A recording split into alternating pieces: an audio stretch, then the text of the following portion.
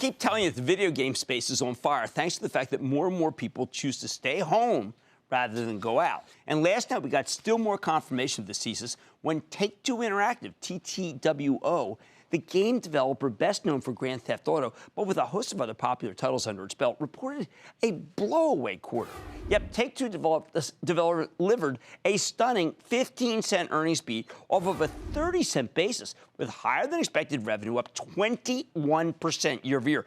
And management maintained their full-year revenue and earnings per share guidance. That's why the stock shot up over $3 today, nearly 8%. Remember, it's a terrible day for the market. And look, this move was totally gettable, if you ask me. If you listen to Take-Two's CEO the last time we spoke with him last May, you now have a terrific gain of nearly 30%. So let's check back in with Strauss Zelnick, the bankable chairman and CEO of Take-Two Interactive Software, find out more about the quarter and his company's prospects. Mr. Zelnick, welcome back to Mad Money. Good to see you, Strauss. Nice to see you. Thank you. Thank you. All right, Strauss, I'm holding up a picture of an ad.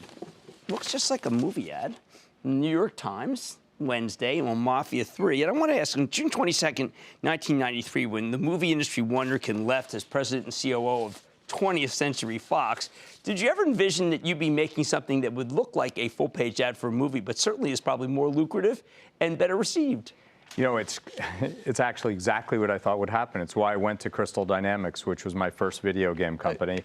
And in fact, I thought that the video game business had the creative opportunities and the economic opportunities that the motion picture business had in the 30s, which no longer has But today. how is that possible? Because that was when we had chips that were incredibly slow, that only mainframes were able to do anything fast, and you could never have anything in your house that would have the computing power to do it. So Crystal Dynamics' promise at the time was it was going to be the first maker of high-definition video games, and it was one of the very first to do it. But they sure didn't look high definition compared to what we see today. Now, why is this, which is I regard as creative in the extreme, and a lot of people are talking about it, why did this come out so hot? Well, I think it came out hot because it's gritty, it's authentic, the soundtrack is unbelievable, and I think we've set a new standard for a cinematic video game. We're not trying to make interactive movies. We are trying to make incredibly realistic, compelling video games that have strong story and character elements and great gameplay. How long did it take to make something like this? The title? Yeah. Several years. Several years. Yeah. And you have said over and over again on the show that you do not rush things, that they've got to be perfect. This is an example of something you waited and waited until it was exactly right. And that's when you released. I think the team at Hangar 13 did an incredible job, and it was our first effort for 2K and Take-Two, and we're incredibly proud of what they've achieved. There are some other secular stories we've got to talk about.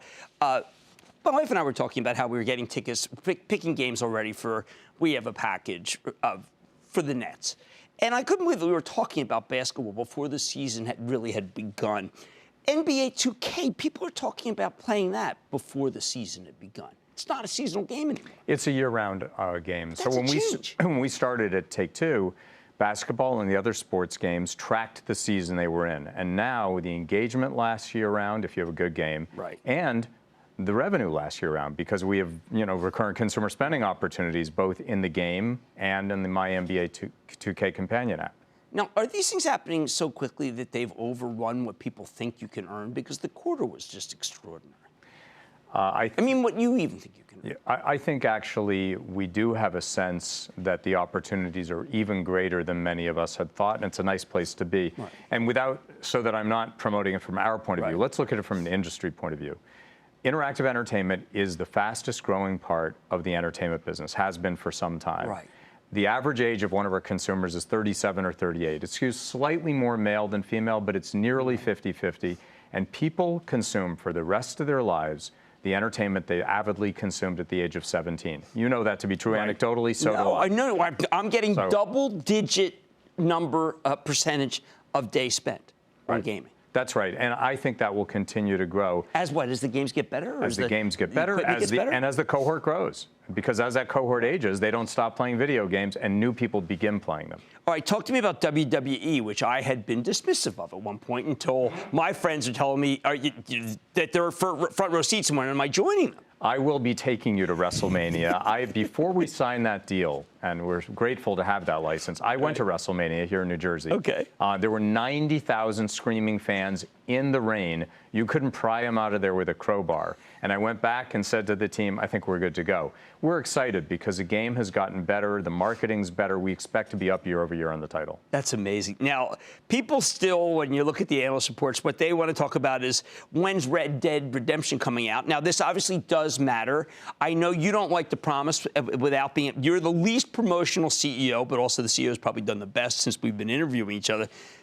You can't promise necessarily when something will come out, but this could be big for next year. Well, we've said fall of 2017. Right. But how do you know that when you've told me over and over again, if it's not perfect, you're not going to let it come out? There's no question that perfection is the standard that the team at Rockstar Games is seeking. It's certainly the standard that I'm seeking.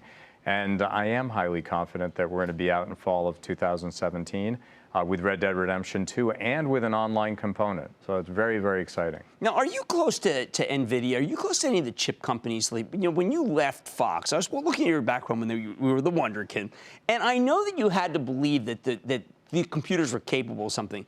NVIDIA's about to report, and what I'm hearing is that the chips that they have in the hopper will make it so that we really won't know the difference between reality and virtual reality. I'm pretty sure we've talked about that here before. Right. I think the creative asymptote for our business, which is driven by technology, of course, is when what we do looks like live action. Do I think that'll be possible? Unquestionably. Timing, can't really call it. If you believe in Moore's Law, and remember, Moore's Law was not supposed to last forever. Right. A lot of people debate when it's coming to an end, and you'll even read in the last few months people saying, yes, finally, Moore's Law is sort of sunsetting. Right, no, I've read that. I mean, that's a concern for the people who work at Intel, obviously. So far, hasn't happened, and I do believe that our games will have the opportunity to look like live action. We're still going to make titles like Borderlands, which don't look like live action.